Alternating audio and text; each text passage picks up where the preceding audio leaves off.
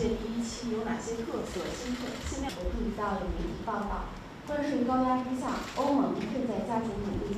中国商务部与美方对口部门一直保持工作层沟通，中方的立场一直很明确，对于美方进行经贸领域磋商持开放态度。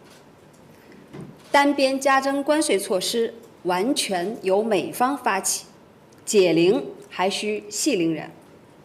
我们敦促美方立即停止极限施压，停止胁迫讹诈，在相互尊重的基础上，与中方通过平等对话解决分歧。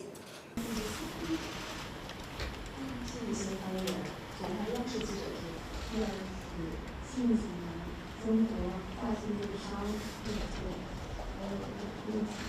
第一个是商